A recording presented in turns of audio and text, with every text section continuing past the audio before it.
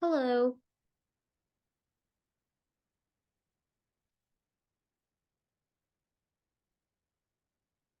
Okay. Sometimes I wish I wasn't forgetful. Hello. So I am. How many of you like to write? I like to write. Good. How many of you like to write in ASL? Well, that's good. Some. I grew up in a hearing family.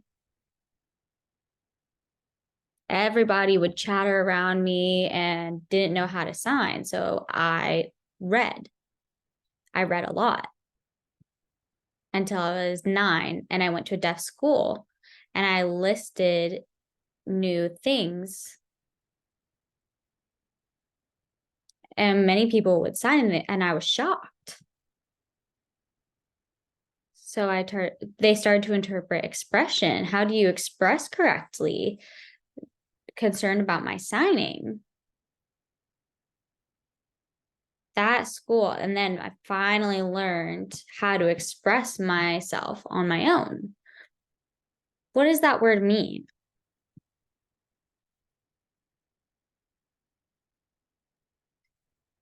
I was born, but I wasn't really born until I was 9 when I went to that deaf school. I didn't find my own identity until then. Everybody would always talk around me and gesture.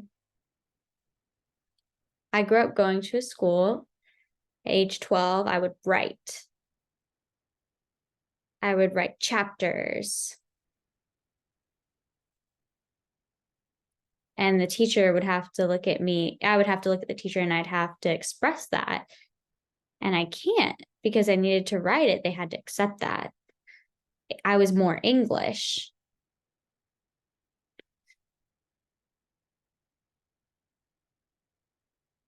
And then I went to college.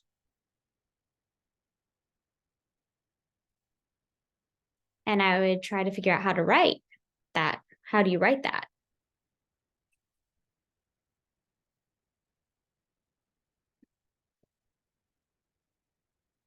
Until one day I was sitting and I had my coffee. It was a morning. I was writing. And my teacher, and they were all conversing.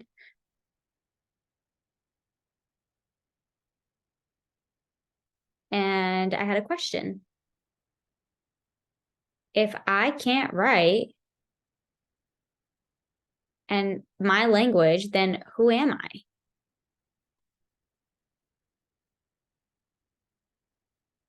Okay.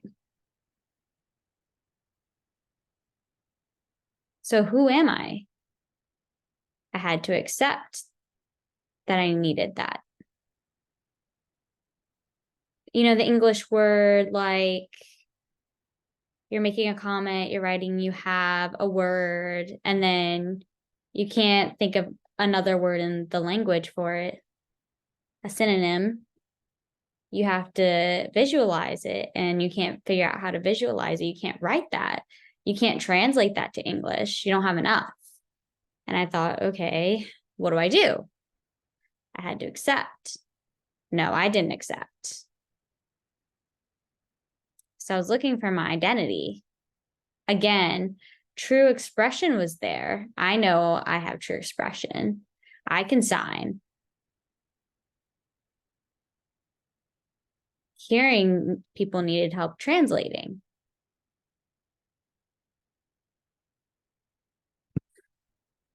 But the first time I moved here, I was socializing with deaf people. And they said, "Oh, you're English. You write. You've had an English life. You write a lot." And they would come up to me and say, "Why? Why don't you write?" "I don't want to." "Why?" "Because of my experiences going to school. They had bad experiences." And I feel like it's not right for me to write for them because the point is there was no expression.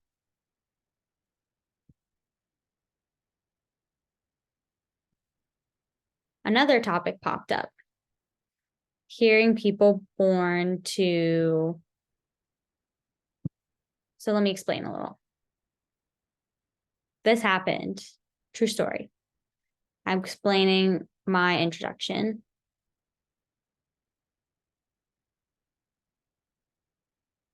What English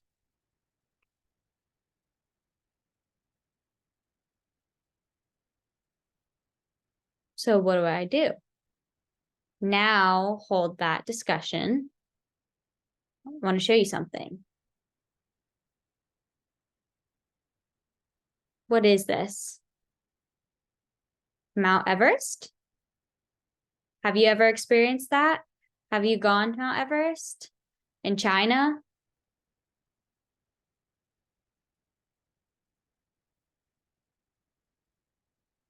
And the rocks there, what do you see? Art?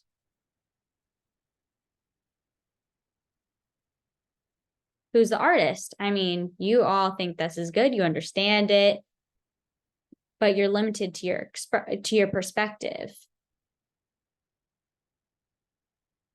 You can say, "Oh, that's good. But I'm curious. I need more information."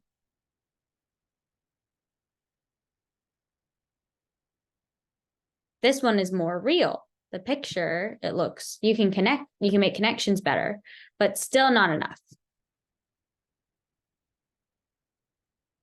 You want more sign structure of Mount Everest? Photography of a map? A map?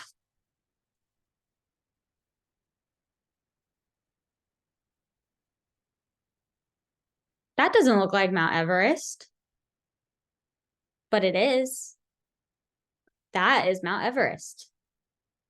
Understand, you are learning a little bit and reading a map on flat paper. That's a language. In your mind, now you have to make it 3D. Now you have to take the information and make it 3D so that you can see. You have to look at the words and make it 3D. 3D, 3D, 3D. That's the sign for 3D. Beautiful, huh? That's our sign. Now you can understand the measurements, meaning how big is it? Where's the water? Okay, the water, now we need information about the lakes and about the rivers. You have to find information to read. So you're looking and, okay, do you know where to go to understand the mountain better? How is that connected to ASL? Now, the world, you're writing a language. How is the map connected to language? Writing. You write the map, you explain the language, school, growing up, studying language, how to read. That map informs you about Mount Everest and about the rivers.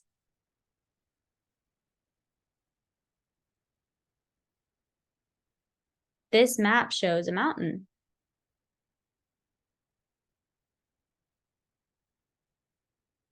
And now today is a river. And it cycles through, becomes clouds. And 1,000 years, you can see how it's changed. All right, great, good. Here's the problem. You're looking at a model and you're signing. Signing is visual, talking is hearing. So the structures are different. A map has 4,000 languages writing. Death, sign about 150. Right? And it has no writing. That's a crime when something is not there. Because you can't express. You express through visualization.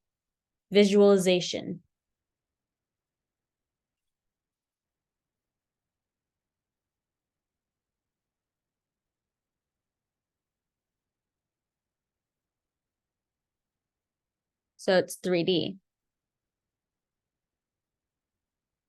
Imagine 4,200 words you can write. You have a model, you can explain the mountain and people.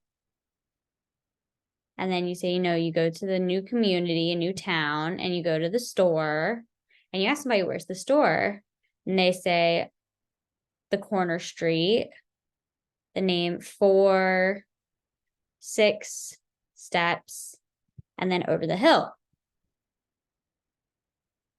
I have a limited perspective to their comment, their message, because I have to remember everything, the process of driving. Okay, there's the hill, fine. Now what? A map. So I have to figure out, how do I choose what to do?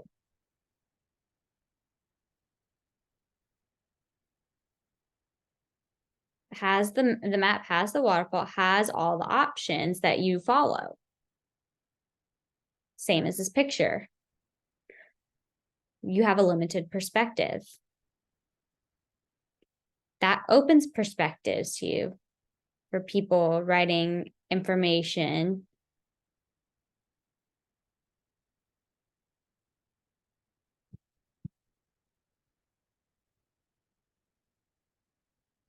With writing, you can expand more information, you can analyze. It gives you a way to mess with the language, to play with it, to write things down.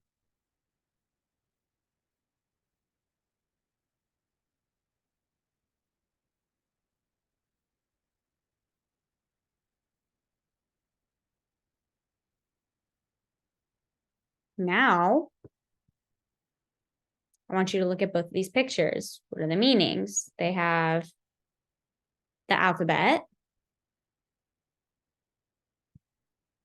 This time, I want to show you a clear difference between the two. Talking and visual.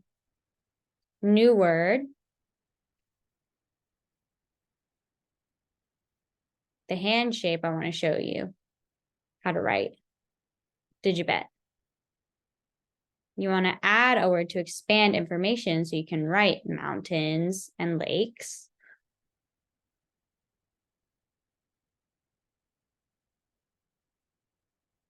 And you can write to show the difference for a person. Alphabet has different word options. A, B, C, D, E, F. Different hands. Different writing. That's talking. There's no expanding the alphabet. It's simple. So what does that mean? If we go deeper, children have visual schools.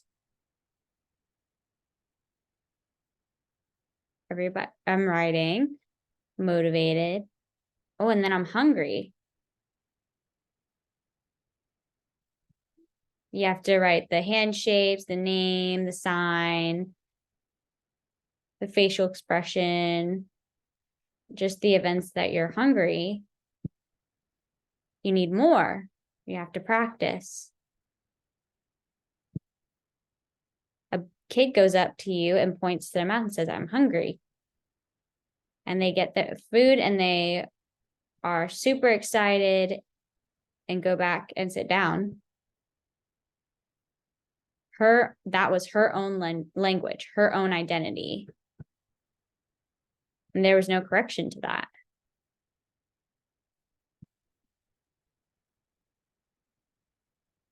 Imagine this kid was born in a deaf family. They go up and they start signing.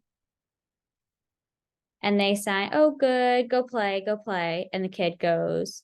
In the afternoon, the child is tired. Now the kid writes in ASL.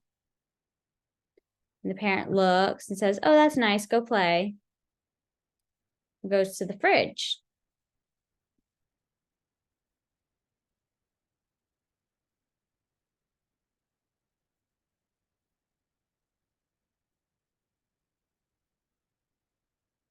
What is that?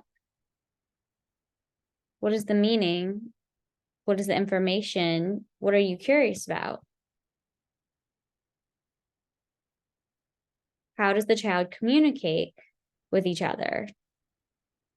How it doesn't fit their English, but the adult tries to fit with the kid and find the meaning.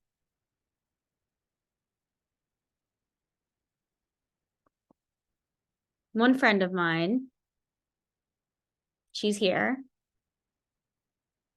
says children at Gallaudet, they show their ASL through writing. They go and visit Gallaudet and they discuss, they write, what do they do for their masters? And they fly home and they go to the table and two children look at the note. And they've never seen this before. And they look at it, at the writing, and say, I know, it's a gut feeling.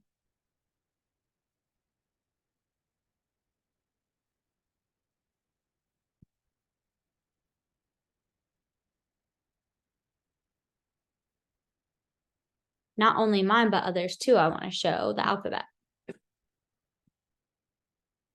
These are your hands.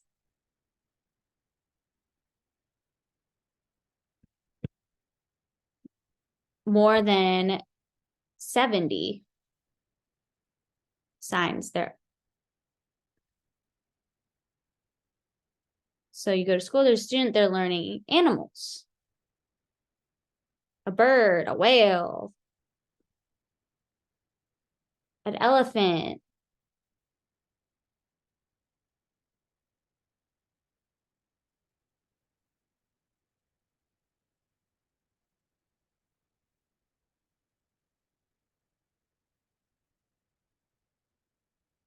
That process leads to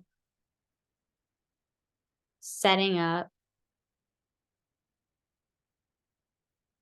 and it will help everyone with their ASL.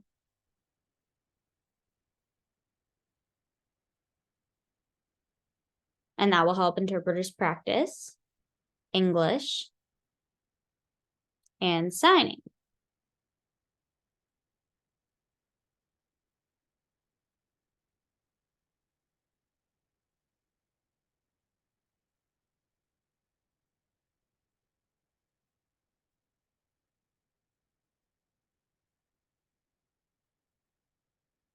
That's the sign for, that's the word for Gallaudet.